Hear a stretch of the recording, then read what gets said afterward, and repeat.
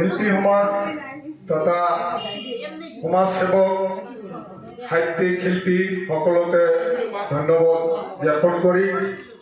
আজিৰ যি কাৰ্যসূচী আপোনালোকে জানে আজি 22তম প্ৰতিমা পাণ্ডে বৰুৱা বাইদেউৰ মৃত্যু দিৱস উদযাপনৰ উপলক্ষে যে আমি গোটেই শিল্পী সমাজ একগোট হৈছোঁ প্ৰতিজন শিল্পীক আমি ধন্যবাদ জ্ঞাপন কৰিছোঁ সুদূৰ আগমনিৰ পৰা চাপৰ কোকৰাঝাৰ বঙাইগাঁওলৈ সমগ্ৰ যিখিনি আছে গোটেইখিনি প্ৰতিভা থকা শিল্পী সমাজ হয়তো আপোনালোকে এই অনুষ্ঠানটি আৰু এই প্ৰতিমা পাণ্ডে বৰুৱা বাইদেউক ইমান সোঁৱৰণ কৰে মই নিজেও কৰোঁ লগতে যে আপোনালোকেও ইমান ত্যাগ কষ্ট স্বীকাৰ কৰি সোঁৱৰণ কৰিব আহিছে প্ৰতিজন শিল্পীক আমি ধন্যবাদ জ্ঞাপন কৰিছোঁ আৰু এই শিল্পী সমাজক আমি অনুৰোধ ৰাখিম যে এদিন প্ৰতিমা পাণ্ডে বাইদেৱে 1934 চনৰ 3 অক্টোবৰত জন্মগ্ৰহণ কৰিছিল আৰু একেলৈকে 2022 চনত তেখেতে এই আজিৰ দিনত 27 ডিচেম্বৰত তেখেতে মৃত্যুবৰণ কৰে আৰু এই সুদীৰ্ঘ 22 বছৰ কাল তেখেতৰ আমি এই জগতৰ পৰা চিৰবিদায় লৈছে যে আমি এতিয়াও লগ নাপাওঁ যদি তেখেতৰ সুৰ আৰু তেখেতৰ গীতেৰে গোটেই পৃথিৱীৰ হয়তো আজি গোৱালপাৰীয়া কলাকৃষ্টি তেখেতে এজন গোৱালপাৰীয়া কলাকৃষ্টিৰ মাতৃ বুলি যে কওঁ যে প্ৰতিমা পাণ্ডে বৰুৱা বাইদেৱে যদি গোৱালপাৰীয়া লোকগীত গোৱালপাৰীয়া গীত দেশীগীত বুলি যে কওঁ এই গীতটো যদি নিজে নাগালেহেঁতেন হয়তো গোৱালপাৰীয়া ভাষা গোৱালপাৰীয়া কলাকৃষ্টি গোৱালপাৰীয়া সংস্কৃতি নামত অসমত কোনো লোকগীত নাথাকিলেহেঁতেন সেই মহান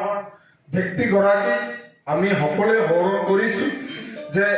এদিন আমি শুনিছিলোঁ যে প্ৰতিমা পাণ্ডে বৰুৱা বাইদেৱে যেতিয়া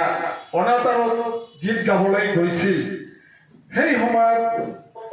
অসমৰ বিভিন্ন আগশাৰীৰ শিল্পী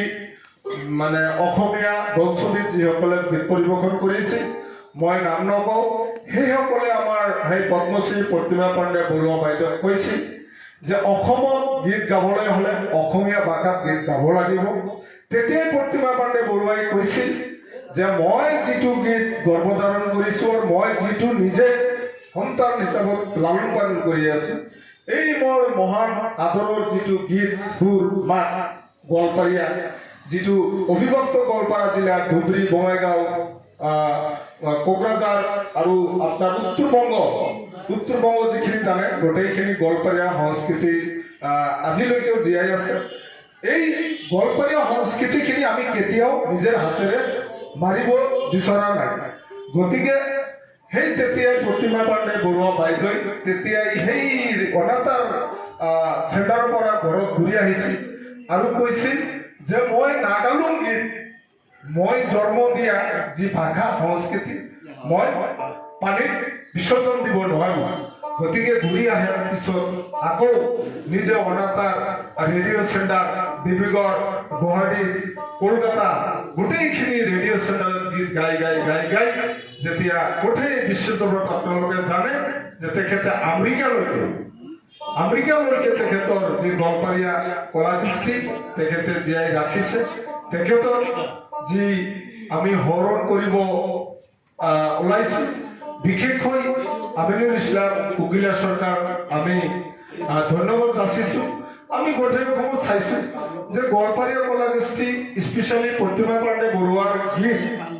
উজনিৰ ফালেও নাই মধ্য অসমৰ ফালেও নাই উত্তৰ অসমৰ ফালেও নাই আমাৰ অবিভক্ত গোৱালপাৰা জিলাৰ ভিত্তিত আৰু কিছু আমি পাইছোঁ উত্তৰ-বংগত আপোনালোকে শিলিগুৰি কোচবিহাৰৰ ফালে কিছু পাব এইখিনি স্পেচিয়েলি আমাৰ সদনত যিখিনি মানুহ আছে আজি এইখিনিৰ যথেষ্ট অৰিহণা আছে এই প্ৰতিমা পাণ্ডে বৰুৱাৰ যি গীতৰ যি বৰ্তমান যিখিনি ধৰি ৰাখিছে এই আমাৰ হাউচত যিখিনি মানুহ আছে যথেষ্ট প্ৰভাৱ আছে এইখিনি মানুহক আমাৰ এই গীতখিনি যে ধৰি ৰাখিছে স্পেচিয়েলি আমি আমিনুল ইছলাম ডাঙৰীয়াক ধন্যবাদ জ্ঞাপন কৰিছোঁ আপোনালোকে সকলোৱে আশীৰ্বাদ কৰিব এই মহান ব্যক্তিজন আমাৰ পৃথিৱীত অদ্বিতীয় বুলি আমাৰ প্ৰতিমা পাণ্ডে বাইদেউ কৈছিল